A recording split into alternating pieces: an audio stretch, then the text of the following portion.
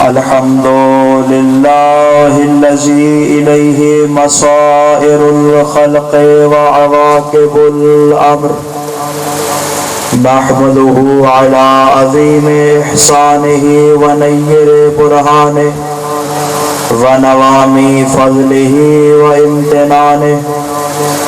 إن الله بعث محمدا نذيرا للعالمين وأمينا على التنزيل.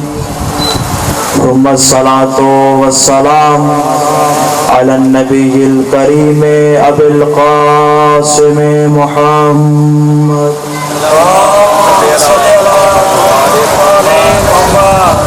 وعلى أهل بيته الطيبين الطاهرين المعصومين المظلومين المنتجبين المنتخبين الذين أذهب الله عنهم الرجس وطهرهم تطهيرا.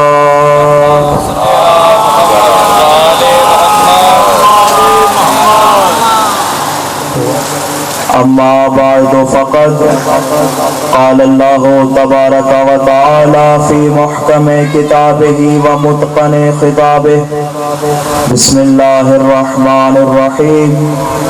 ويقول الذين كفروا لست مرسلا قل كفى بالله شهيدا بيني وبينكم ومن عنده علم الكتاب. صلوات.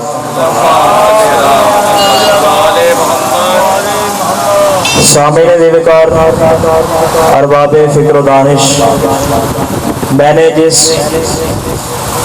آیت قرآن مجید کو سرنامہ کلام قرار دیا وہ سورہ مبارکہ رعد کی آخری آیت یعنی آیت نمبر 43 ہے، کہ جس میں خالق لم یزل ولا یزال ارشاد فرما رہا ہے وَيَقُولُ الَّذِينَ كَفَرُوا، وہ لوگ جنہوں نے کفر اختیار کیا وہ لوگ کہتے ہیں کیا لَسْتَ مُرْسَلًا، کہ اے محمد آپ اللہ کی طرف سے بھیجے ہوئے نبی نہیں ہیں. توجہ چاہوں گا. جنہوں نے کفر اختیار کیا وہ کہتے ہیں اے محمد آپ خدا کی طرف سے بھیجے ہوئے نہیں ہیں. قل، اے میرے حبیب ان کافروں سے کہہ دیجئے کیا کفا باللہ شہیدم بینی و بینکم، کہ تمہارے اور میرے درمیان 2 گواہ کافی ہیں. کون کون سے گواہ؟ باللہ، پہلا وہ گواہ جس کا نام ذات خداوندی ہے، اللہ گواہ ہے میری رسالت پر. اور دوسرا گواہ کون؟ وَمَنْ عِنْدَهُ عِلْمُ الْكِتَابِ، جس کے پاس پوری کی پوری کتاب کا علم ہے. اس کتاب میں جو الف لام ہے یہ الف لام جنس کے لیے ہے، یعنی مکمل کتاب. کتاب کا بعد حصہ نہیں، انشاءاللہ بعد میں بیان کروں گا کہ الکتاب سے مراد کیا ہے اور من الکتاب سے مراد کیا ہے. مفسرین نے جو علم الکتاب کے بارے میں لکھا کہ وَمَنْ عِنْدَهُ عِلْمُ الْكِتاب سے مراد کون ہے، مفسرین کی ایک متفقہ رائے ہمارے سامنے آتی ہے. وہ یہ ہے کہ وَمَنْ عِنْدَهُ عِلْمُ الْكِتاب سے مراد علی ابن ابی طالب ہے. اور جب میرے مولا علی ابن ابی طالب علیہ السلام سے پوچھا گیا، کہا یا علی آپ کو سب سے زیادہ آیت کون سی پسند ہے جو آپ کی شان میں نازل ہوئی؟ ہمارے نزدیک قرآن کریم کی 6666 آیات میں سے تقریباً 500 آیات ایسی ہیں جو صرف اور صرف علی ابن ابی طالب کی شان میں نازل ہوئی، جبکہ ہمارے برادران کے نزدیک تقریباً 300 آیات ایسی ہیں جو مولا کائنات کی شان میں نازل ہوئی. اگر ان 300 آیات کو بھی لے لیا جائے تو یہ آیت انہی 300 آیات میں سے ہے کہ جو میرے مولا کی شان میں نازل ہوئی. مولا سے سوال کیا گیا یا علی آپ کو سب سے زیادہ کون سی آیت پسند ہے جو آپ کی شان میں نازل ہوئی؟ اگر کوئی مجھ سے آپ سے سوال کرے کہ آپ کی سب سے اچھی صفت کون سی ہے جو آپ کو پسند ہے تو ہم سوچنے پہ ٹائم لگائیں گے. 5 منٹ, 10 منٹ, 15 منٹ, آدھا گھنٹہ, 1 گھنٹہ, 2 گھنٹے لے گئے اور ہم بتائیں گے کہ ہمیں اپنی کون سی عادت, ہمیں اپنی کون سی صفت اچھی لگتی ہے. لیکن میں قربان جاؤں اپنے مولا پہ کہ جب مولا سے سوال کیا گیا کہ آپ کو سب سے زیادہ آیت کون سی پسند ہے, تو میرے مولا نے مسکرا کے ارشاد فرمایا مجھے سورہ مبارکہ رات کی آیت نمبر 43 سب سے زیادہ پسند ہے جو میری شان میں نازل ہوئی. راوی نے سوال کیا مولا آپ کو یہ سب سے زیادہ پسند کیوں ہے؟ مولا نے فرمایا اس لیے کہ رسول اللہ کی رسالت کے لیے اللہ نے یہاں پہ 2 گواہ پیش کیے. پہلا نام اللہ نے اپنا لیا اور اس کے ساتھ مجھ علی ابن ابی طالب کا نام لیا. میرے لیے اس سے بڑھ کے اعزاز نہیں ہے کہ نام خدا کے ساتھ مجھ علی ابن ابی طالب کا نام آیا. اور جب رحلت رسول کے بعد ایک یہودی مدینے میں آیا اور اس نے آ کے تخت پہ بیٹھے ہوئے خلیفہ سے سوال کیا کہ تم اپنے قرآن کو زندہ معجزہ کہتے ہو, اگر اتنی ہمت ہے تو میرے اس سوال کا جواب دو, لیکن اس کی شرط یہ ہے کہ جواب قرآن میں سے ہونا چاہیے. توجہ ہے نا, شرط یہ ہے جواب آپ کی کتاب قرآن مجید سے ہونا چاہیے. اب سارے حیران و پریشان, جو تخت پہ بیٹھا تھا اس نے کہا مہلت چاہیے. پہلے خود سوچا, پھر سمجھ نہیں آئی, کہا بیٹی سے پوچھ کے آتا ہوں. بیٹی سے بھی جواب نہ ملا, اپنے وزیروں مشیروں سے مشورہ کیا, جواب نہیں ملا. ایک سمجھدار وزیر بولا, کہتا ہے علی کے در پہ چلے جاؤ جواب مل جائے گا. علی کے در پہ چلے جاؤ جواب مل جائے گا. اس نے سوچتے ہوئے کہا اب کس منہ سے علی کے پاس جائیں گے, ہم نے تو رسول کو کہہ دیا تھا قرآن ہی کافی ہے. کہا نہیں, جاؤ علی کے پاس, علی کو جا کے کہو ہمیں ضرورت نہیں دین کو ضرورت ہے. بہرحال یہ سارے اکٹھے ہو کر علی کے در پہ آئے, دکڑ بات کیا, کہا یا علی قرآن کا مسئلہ پیش آ گیا ہے. اب جیسے ہی علی نے سنا اس کے چہرے کی طرف دیکھ کے کہا تم نے تو کہا تھا قرآن کافی ہے. ہاتھ جوڑ کے کہتا ہے مولا قرآن آپ کے لیے کافی ہے, ہمارے لیے کافی نہیں ہے. ایک مرتبہ سوال پیش کیا مولا کے سامنے, کتاب خداوندی کو ہاتھ میں لیا, کتاب کھول کے کہا یہ تمہارا جواب ہے. اب وہاں پہ کھڑا ہے شخص, اس نے کہا یا علی آپ نے کتاب کھولی, کتاب کو دیکھا تک نہیں اور انگلی کا اشارہ کر کے کہہ دیا اس کا جواب یہ ہے. علی نے کہا اگر میں دیکھ کے بتاؤں تو وقت کا امام کیسے ہوں گا. جواب دے دیا. اب جو پریشان کھڑا تھا خلیفہ وقت, اس نے کہا یا علی میں نے یہ آیت کئی مرتبہ پڑھی لیکن مجھے جواب سمجھ میں نہیں آیا. تو واضح ہو گیا وہیں پر, اور خود اس نے یہ بات ثابت کر دی کہ قرآن جب غاصب کے ہاتھ میں آ جائے تو حق کو چھپا لیتا ہے, لیکن اگر قرآن وارث کے ہاتھوں پہ آ جائے تو آیات کو کھول کھول کے بیان کر دیتا ہے. گویا کہ میں کہوں گا علی نے جیسے ہی قرآن کھولا, بسم اللہ نے سلام کیا, آیت نے درود پڑھا اور علی کو جواب دیا. علم الکتاب, جملہ ذہن میں رہے, علی کے پاس ہے پوری کتاب کا علم. قرآن میں ایک جگہ ایک اور تعبیر استعمال ہوئی ہے کہ جس کے پاس ہے من الکتاب, علم تو ہے مگر کتاب میں سے کچھ. یہاں پہ من ہے من تبعیضیہ, یعنی بعض کو بیان کر رہا ہے. یہ کس کے بارے میں ہے؟ جناب سلیمان علیہ السلام کہ جب ہدہد کا واقعہ پیش آیا, بس واقعے کی جانب اشارہ کروں گا. پرندوں کی یہ ذمہ داری تھی کہ حضرت سلیمان کے سر پہ سایہ کریں. ایک روز ہدہد غائب تھا, اس نے جناب سلیمان کے سر پہ سایہ نہیں کیا اور جناب سلیمان کی پیشانی پہ سورج کی کرنیں پڑ رہی تھی. تو نبی خدا نے کہا ہدہد کہاں ہے؟ اگر آج اس نے اپنے اس عدم موجودگی کا عذر پیش نہ کیا تو میں اسے قتل کروا دوں گا۔ اگر اس نے عذر پیش نہ کیا تو میں اسے قتل کروا دوں گا۔ گویا کہ نبی خدا یہ بیان کرنا چاہ رہے تھے کہ ہدہد کی ذمہ داری جو نبی خدا نے لگائی، اگر اس نے اپنی ذمہ داری کو ادا نہیں کیا تو گویا کہ اس نے خیانت کی۔ میں ایک جملے کی جانب لے جانا چاہ رہا ہوں آپ کو، اگر نبی خدا کسی کی ذمہ داری لگا دیں کہ تو نے یہ کام کرنا ہے اور وہ یہ کام نہ کرے تو گویا کہ اس نے نبی کی حفاظت میں کوتاہی کی اور اپنی ذمہ داری ادا نہیں کی۔ تو یہاں پہ میں جملہ کہنے پہ مجبور ہوں کہ جب خندق میں رسول اللہ نے کہا صحابیوں کو خندق کھودو، اگر کسی مقام پر کسی نے خندق چھوٹی کھودی اور اپنی ذمہ داری ادا نہیں کی اور رسول کی حفاظت میں کوتاہی کی تو گویا کہ رسول کے ساتھ اس نے خیانت کی ہے۔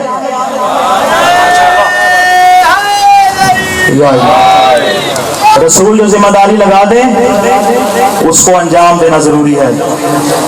ہدہد کو پیش کیا گیا، ہاں بھائی کہاں تھا تو؟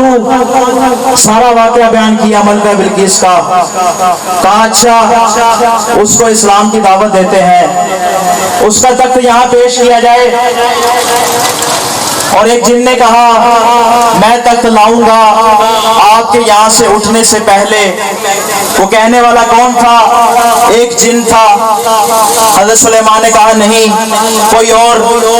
تو اس وقت ایک شخص بولا جس کے پاس کتاب کا کچھ علم تھا، اس جملے کے لیے محنت کر رہا ہوں، جس کے پاس کتاب کا کچھ علم تھا۔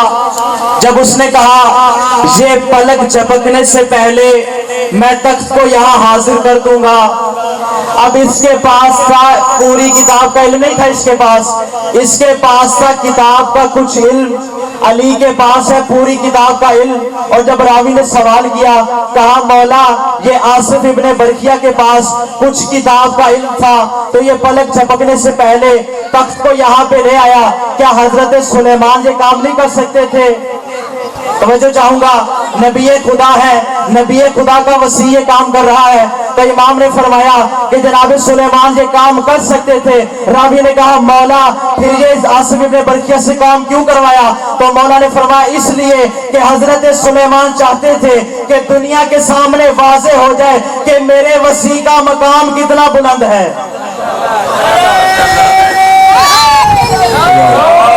اپنے وسیع کے مقام کو بیان کرنا چاہتے تھے۔ اور پھر راوی نے سوال کیا مولا یہ جو کچھ علم کتاب کی بات ہوئی کہ آصف ابن برکیہ کے پاس کتاب کا کچھ علم تھا، مولا مجھے ذرا وہ مقدار تو بتائیے کہ آصف ابن برکیہ کے پاس کتنا علم تھا۔ توجہ ہے نا آپ کی؟ آصف ابن برکیہ کے پاس کتنا علم تھا؟ تو مولا نے فرمایا اس سے پہلے میں 5 حوالے پیش کر دوں۔ پہلا حوالہ کتاب فروع کافی، دوسرا حوالہ کتاب بہار الانوار، تیسرا حوالہ کتاب حق الیقین علامہ باقر مجلسی، نمبر 4 کتاب علم الیقین ملا فیض کاشانی، اور نمبر 5 الوافی۔ ان 5 کتب میں جو متفقہ حدیث بیان ہوئی ہے میں اس کا ترجمہ کر رہا ہوں۔ راوی نے سوال کیا مولا آصف ابن برکیہ کے پاس جو کچھ کتاب کا علم تھا وہ کتنا تھا؟ تو امام نے فرمایا کل اسماء اعظم کی تعداد 73 ہے۔ توجہ چاہوں گا کتنی ہے؟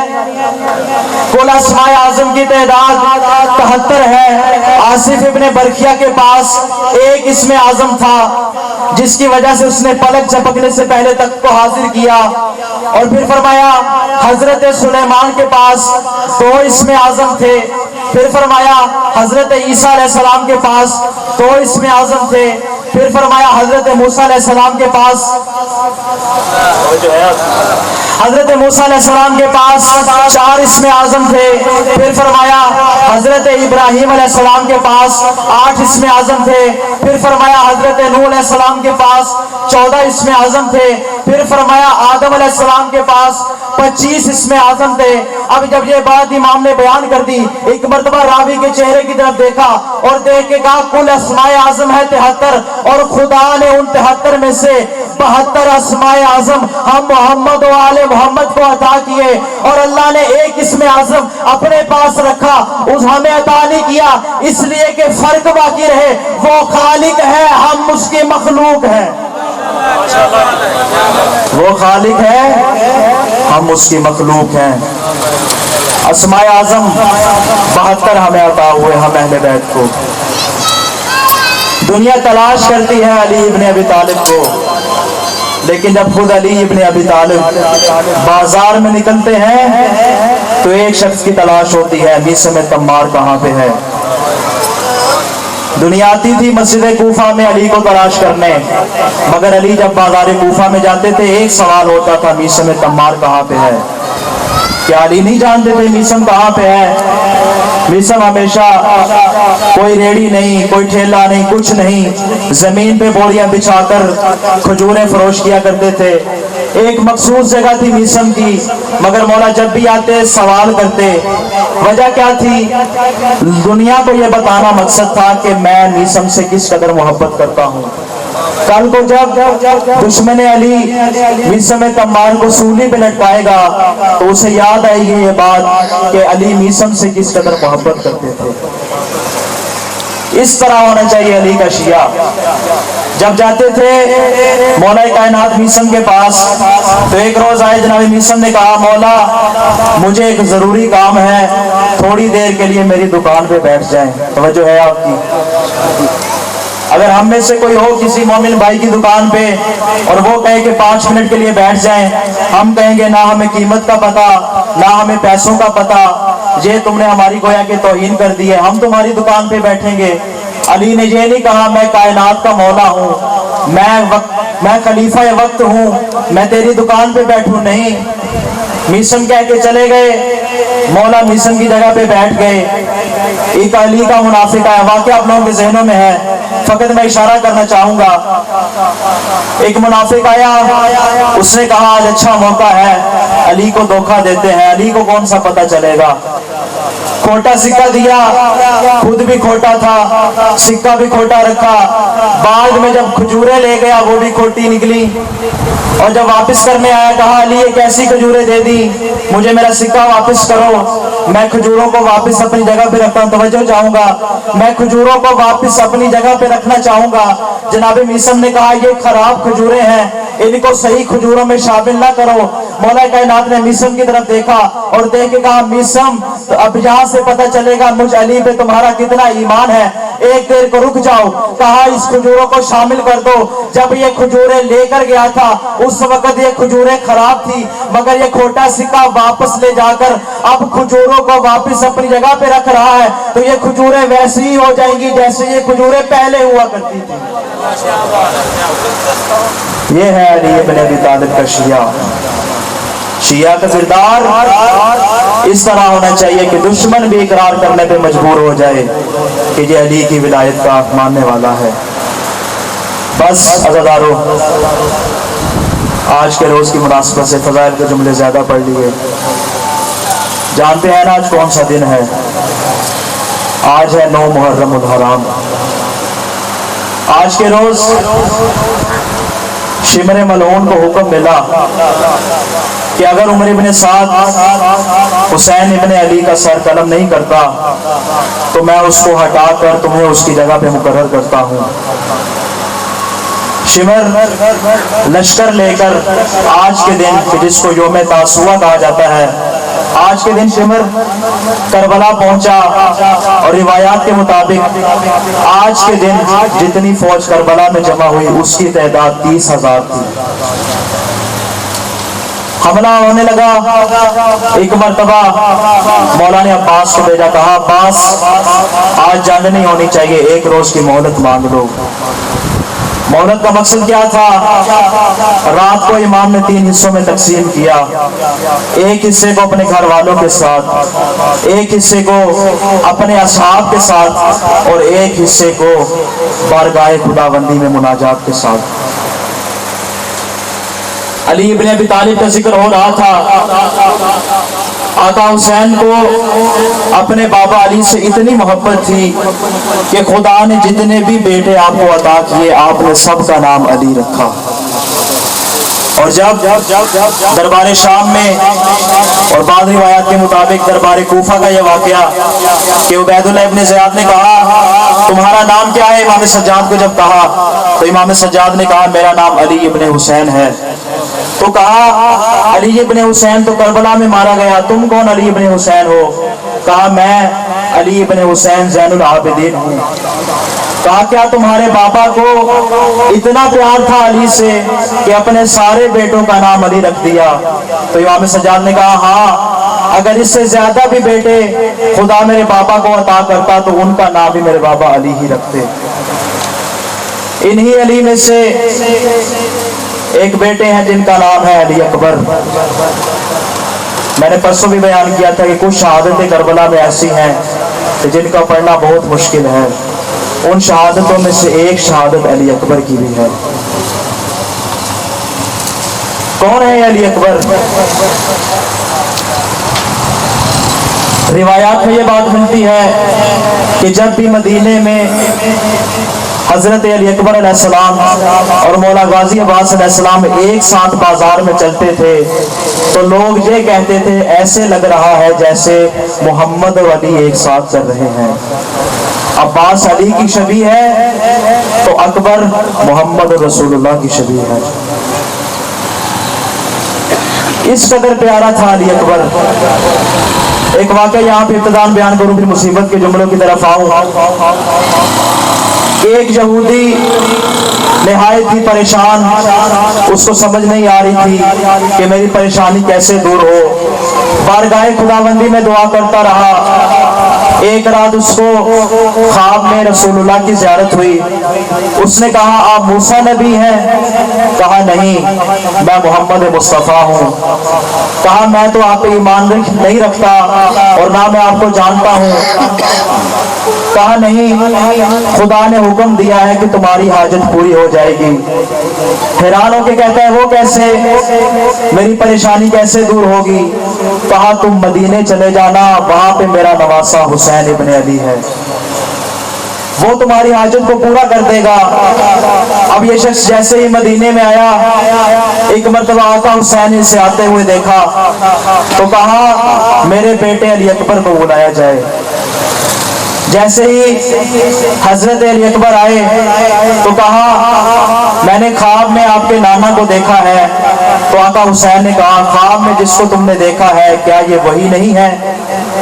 कहा ख्वाब में मैंने जिनको देखा वो बुजुर्ग थे मगर ये जवान है, मगर खुदा की कसम दोनों की शक्लों में कोई फर्क नहीं है। ऐन शबाहत थी रसूलुल्लाह की। और जब रवाना करते हैं आका हुसैन तो यही जुमला है अल्लाहुम्मा शहद अला हाउलाइल कौम फकद बलगा इलैहिम गुलामुन अशबहुन नास खल्कन व खुल्कन व मंतिकम बिरसूलिक। 3 चीजों में रसूल के साथ शवाद है अली अकबर की, शक्ल के एतबार से, खिलकत के एतबार से, वखुल्कन किरदार के एतबार से। जैसा किरदार रसूलुल्लाह का था वैसा किरदार ही अली अकबर का था। वमंतिका, जिस तरह रसूलुल्लाह की गुफ्तार थी वैसी गुफ्तार ही अली अकबर की थी। जो इस कदर मुशाबे हो रसूल के साथ, अल्लाह जाने जब उसने मरने की इजाजत तलब की होगी माँ पे क्या गुजरी होगी। अज़राने मज़लूम करबला, बस यहाँ पे मैं इब्तिदा में कुछ इजाजतें पढ़ना चाहूँगा कि अली अकबर को इतनी आसानी से इजाजत नहीं मिली। एक मर्तबा आका हुसैन के पास है, कहा बाबा इजाजत है, अली अकबर मरने के लिए जा रहा है। आका ने कहा ठीक है अली अकबर जाओ, मगर 3 लोगों से और इजाजत लेनी होगी। कहा बाबा वो किससे? कहा जाओ पहले अपने भाई सैयद सज्जाद से इजाजत लेके आओ। और सुनो कि जुमला रिवायात में मिलता है कि अली अकबर खैमे में आते हैं कि जहाँ पर सैयद सज्जाद बैठे हुए हैं। एक मर्तबा भाई के हाथों पे बोसा देना शुरू किया और बोसा देते देते भाई की पेशानी पे बोसा दिया। अज़ादारों सुनोगे जुमला, अली अकबर की आंखों से आंसू जारी हुए। जब सैयद सज्जाद की आंखों पे आंसू गिरे, आंख खोल के कहा, भैया अली अकबर, आखिर ऐसी क्या मुसीबत आन पहुंची है कि तुम इस तरह आंसू बहा रहे हो। अली अकबर ने रो के कहा, भैया सज्जाद, हमारे बाबा तनहा रह गए हैं, मैं आपसे आखिरी विदा करने आया हूँ ताकि अपने आप को अपने बाबा पे फिदा कर दूं। अलविदा सैयद सज्जाद ने किया, कहा अली अकबर अल्लाह हाफिज, जाओ अपने आप को बाबा पे फिदा करो। एक मर्तबा आते हैं ज़ैनब आलिया के खैमे में और आके बीबी से इजाजत देते हैं, कहते हैं अम्मा खुदा हाफिज अकबर मरने के लिए जा रहा है। एक मर्तबा बीबी ज़ैनब ने कहा मैं तो तुम्हारी पालने वाली माँ हूँ, अली अकबर जाओ, जो तुम्हारी हकीकी माँ है उससे जाके इजाजत लो। कहा आपकी अजमत ज्यादा है इसलिए मैं आपसे इजाजत लेने आया था। कहा ना, मैंने तुम्हें इजाजत दे दी अली अकबर, जाओ अपनी अम्मा लैला के पास जाके इजाजत लो। अज़ादारों सबसे मुश्किल इजाजत जो अकबर को मिली है ना, वो अपनी माँ लैला से मिली है। एक मर्तबा माँ लैला के पास आए और कहा अम्मा अली अकबर मरने के लिए जा रहा है, इजाजत है। एक मर्तबा बीबी लैला ने जब ये जुमला सुना तो कहा अली अकबर जब तुम चले जाओगे तो तुम्हारी माँ जिंदा नहीं रह सकती। अली अकबर तुम्हारे बगैर तुम्हारी माँ का कोई गुजारा नहीं है। अली अकबर को ये वाज़े अल्फाज में नहीं कहा कि मैदान में जाने की इजाजत नहीं देती। अली अकबर ने जब ये जुमला सुना एक ही जुमला कहा, ठीक है अम्मा मैदान में जाने की इजाजत ना दें, मगर एक बात बताएं, बरोज़े क़यामत जब मेरी दादी ज़हरा आपसे पूछेंगी कि ऐ उम्मे लैला बताओ कि जब मेरा हुसैन शहीद हो गया तो तुमने अपने बेटे अली अकबर को बचा लिया और मेरे हुसैन पे कुर्बान नहीं किया। बीबी उम्मे लैला ने जुमला सुना, कहा अली अकबर जाओ खुदा हाफिज, माँ ने तुम्हें मरने की इजाजत दे दी है। अली अकबर चलने लगे। आका हुसैन ने कहा अली अकबर एक मर्तबा मेरी बात तो सुनते जाओ। अली अकबर को जमीन पे बिठाया, आका हुसैन खड़े थे। कहा अली अकबर जब तुम 7 साल के थे तुम्हारे सर पे पहली मर्तबा दस्तार ज़ैनब आलिया ने बांधी। मेरी बहन ज़ैनब ने कहा कि अली अकबर के सर पे दस्तार मैं बांधूंगी, और जब तुम जरा बड़े हुए तुम्हारी माँ लैला ने तुम्हारे सर पे दस्तार बांधी। अली अकबर पूरी जिंदगी मेरी हसरत रही है कि मैं तुम्हारे सर पे दस्तार बांधूं। एक मर्तबा बिठाया अली अकबर को, सर पे दस्तार बांध रहे हैं, साथ में जुबान से जुमले अदा हो रहे हैं, इन्ना लिल्लाहि व इन्ना इलैहि राजिऊन, रिज़म बे क़ज़ाइही व तस्लीमन ले अमरे। एक मर्तबा अली अकबर को तैयार किया, तैयार करके घोड़े पे बिठाया। कहा अली अकबर मैदान में तो जा रहे हो, मगर अली अकबर जब तक जंग शुरू नहीं होती अली अकबर तुम्हें काम करना, मुड़ मुड़ के पीछे देखते रहना। अरे मैं चाहता हूं तुम्हारी ज़ियारत होती रहे। अज़ादारों अली अकबर घोड़े पे सवार हुए, अब एक मर्तबा चल रहे हैं। अली अकबर को ख्याल आया मैं मुड़ के बाबा की तरफ देखूं। एक मर्तबा मुड़ के अली अकबर ने देखा तो आका हुसैन अली अकबर के पीछे पीछे आ रहे हैं। एक मर्तबा रो के कहा बाबा खुद ही जाने की इजाजत दी, अब मेरे पीछे क्यों आ रहे हैं। आका हुसैन ने रो के जुमला कहा अली अकबर काश तुम्हारे जैसा कोई बेटा होता और वो मरने के लिए जा रहा होता, फिर मैं उससे पूछता बाप के कलेजे पे क्या गुजरती है। अजरुकुम अल्लाह अजरुकुम अल्लाह, मौला आपके आंसुओं को कबूल करे। अली अकबर मैदान की तरफ आए। अली अकबर ने बेमिसल जिहाद किया अपने बाबा अली की तरह। एक मर्तबा अली अकबर मैदान से वापस आए, कहा बाबा प्यास की शिद्दत ने मुझे मार डाला है, बाबा मेरी प्यास को बुझा दीजिए, एक जाम पानी का मिल जाए। अली अकबर ऐसी जंग करेगा कि तारीख रकम कर देगा। आका हुसैन ने कहा अली अकबर जरा अपनी जुबान मेरे मुंह में लाओ। अली अकबर ने जुबान अपने आका के मुंह में रखी, कहा बाबा आप तो मुझसे भी ज्यादा प्यासे हैं। एक मर्तबा आका हुसैन ने कहा ये अंगूठी मुंह में रख लो, अली अकबर तुम्हारी प्यास कम हो जाएगी। अली अकबर मैदान में आए, बेमिसल जिहाद किया, मगर अली अकबर अब थक चुके थे। एक मर्तबा लाइनों की तरफ से हुक्म हुआ कि इकट्ठा हमला किया जाए, फजंदे रसूल को घेर के हमला किया जाए। किसी ने तलवार मारी, किसी ने तीर मारे, किसी ने नेजा मारा।